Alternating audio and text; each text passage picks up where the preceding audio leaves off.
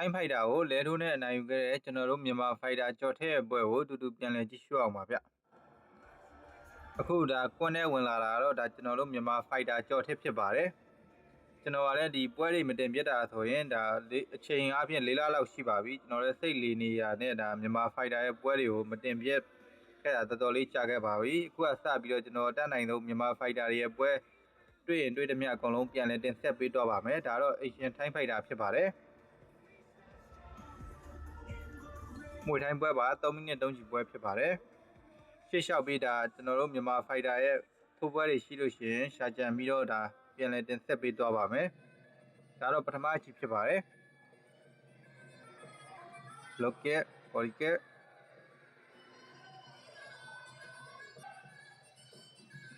အောက်ချီကန်ထားတယ်ဒီကြော်ထက်ရဆိုလို့ရှိရင်ကြော်သာဝင်းရှိတဲ့ဒီ Fed မှာလေ့ကျင့်နေတဲ့ကျွန်တော်တို့မြန်မာလူငယ်ဖိုက်တာလေးဖြစ်ပါတယ်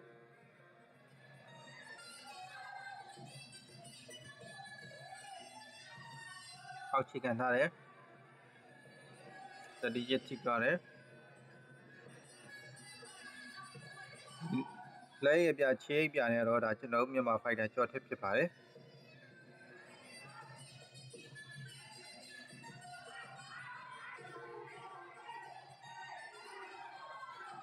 ဖဲတဲ့ကျင်မှာလေ့ကျင့်နေရဆိုရင်ကြော်ထက်ဆိုရင်လည်းဒါ4-5-6လလောက်တော့ရှိတော့မှထင်တယ်ဗျလုတ်ကက်အောက်ချီကန်ထားတယ်ကြောင်ပိတ်ပြီးထိုးနေရတော့တွေ့ရတယ်ဗျလုတ်ကက်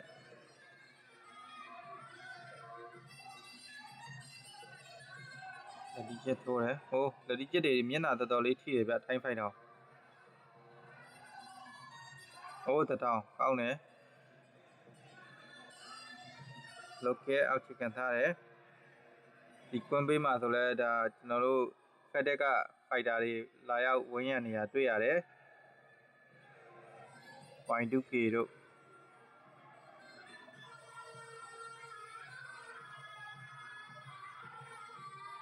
ဟိုလည်းချက်ထိတယ်ပေါ်ရီကက်ဟိုလည်းချက်ပြန်ထိတယ်လော့ကက်ပင်လတီ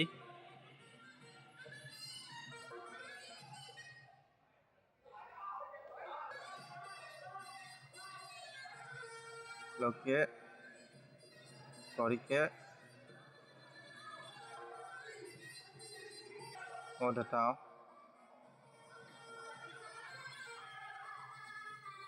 လော့ကက်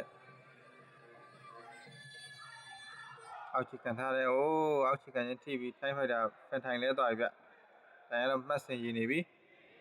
။မရတော့ဘူးဗျ။အောက်ချီထိသွားတယ်။အောက်ချီကန်ပြီးတော့ပွဲတိန်သွားပါတယ်။ကျွန်တော်မြန်မာဖိုက်တာကြော်ထက်ဖြစ်ပါတယ်။ကဲပထမချီဒါအောက်ချီကန်ချင်းနဲ့ပွဲတိန်နိုင်ယူသွားပါတယ်။ကျွန်တော်မြန်မာဖိုက်တာကြော်ထက်ဖြစ်ပါတယ်။ကဲမှာလက်ခမောင်းတွေခက်ပြသွားပြီ။စမိုးစော်တွေရောတွားရောက်ဝင်ရတာတွေ့ရပါတယ်